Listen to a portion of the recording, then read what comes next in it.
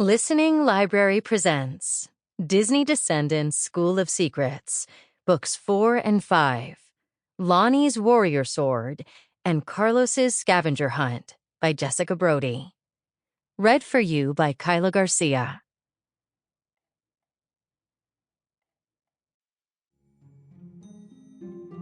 Lonnie's Warrior Sword. Training 101. The sword felt heavy in the young girl's hand. At only 9 years old, she struggled to hold it up without her wrist buckling. But it was the weight of it that she loved, the power and history she knew it possessed. She felt strong holding her birthright, brave, bold, like a warrior, like her mother. "Can we try again?" the girl asked breathlessly. She loved this mother-daughter bonding time they shared. Some children played catch with their parents, but not her. She and her mother sparred with swords. They had been training for over 3 hours, but the girl was not tired. She wanted to practice until the sun disappeared behind the high stone walls of the Imperial City. She wanted to practice until she was flawless, until she was a warrior, like her mother. "I think it's time to go inside, my little blossom," her mother replied, sheathing her own sword and turning back toward their house. They had been training in the gardens, next to a peaceful babbling brook surrounded by vibrant pink peony flowers. The majestic Imperial Palace, with its crimson walls and sloped blue roofs, glimmered in the distance. "Wait!" the girl called out, still out of breath from the practice. Her mother turned around, pausing beneath a canopy of cherry blossoms in full bloom. For a moment, the girl thought it looked like a pink halo around her mother's head. "5 more minutes," the girl pleaded. She wasn't ready to quit for the day. She hadn't yet mastered everything she wanted to master. Her mother smiled a kind, knowing smile and took 3 steps back to her daughter. She reached out and touched her daughter's warm cheek.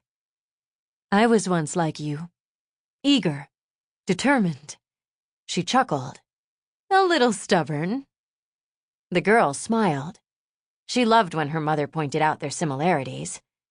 Her mother was one of the greatest warriors the Imperial City had ever seen, which was why the girl was out here every chance she could get, practicing with the sword that her mother had won from the great and evil Shan Yu. She glanced down at the heavy weapon in her hand. It was long and jagged, with a thick steel handle, unlike any sword the girl had ever seen before, and she knew that one day it would belong to her, because it was her birthright. She just had to work hard enough to be worthy of it. "But then," her mother continued, dropping her hand from the girl's face, "I learned the secret of being a true warrior." "Higher jumps?" the girl guessed. "A stronger grip? Faster reflexes?" Her mother's eyes crinkled. "None of those things, actually." The girl was confused. If becoming a better warrior wasn't about faster reflexes, then what had she been spending all this time training for?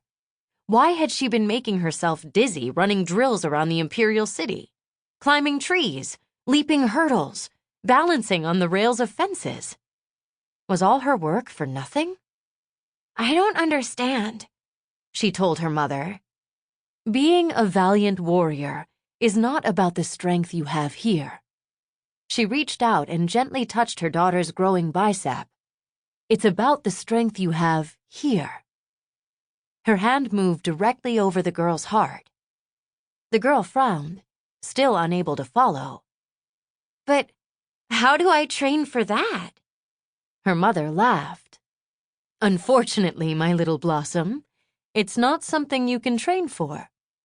It's something you can only learn when the right challenge presents itself." The girl sighed, feeling discouraged.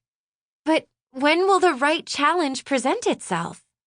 Her mother's eyes lit up, like she knew a secret the girl did not. "Now there is a wise question."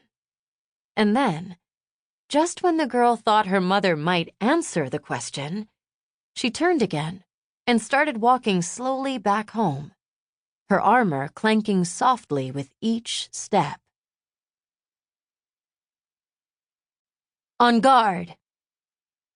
Introducing Lonnie, teenage daughter of Mulan. Her mom is one of the greatest warriors to ever live. Actually, both of her parents are. But not only is her mom a clever and powerful swordswoman, she also defeated the evil Shan Yu and his army of Huns, instantly becoming a hero and a legend.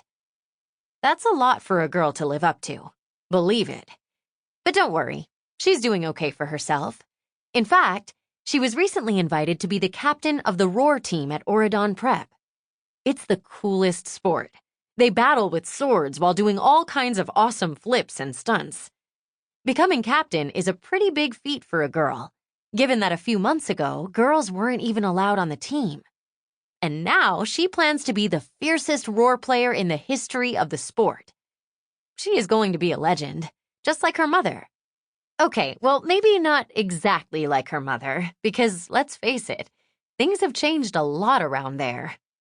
Obviously, she won't be heading off to fight any insurgent armies in the near future. But just like her mom did, she's going to show those boys on the team that just because she's a girl, it doesn't mean she can't hold her own. She's going to prove to all of them that she's worthy of being their captain. She wants to be the best at what she does. And that brings us to her story. It's a pretty epic one, if you want to know. Maybe not like saving the world epic, but close enough. Not to get ahead of the story, though. Begin at the beginning. Because before you can fully appreciate her great warrior quest, you have to understand how it began. And it all began with a book. A very important book. Take a stab at it. Lonnie has been studying the Roar rulebook for the past few weeks, trying to commit every page to memory. She is the team captain after all, so she has to be an expert on the ins and outs of the game.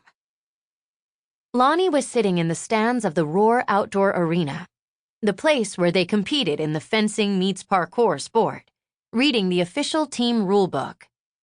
She reread the page a third time, making certain she had understood it correctly. Ever since first trying out for the Roar team at Auradon Prep, Lonnie had had a love-hate relationship with that rulebook. For starters, it was the rulebook that had originally stated she wasn't allowed on the team, because she was a girl. It said, "The team will be comprised of a captain and 8 men."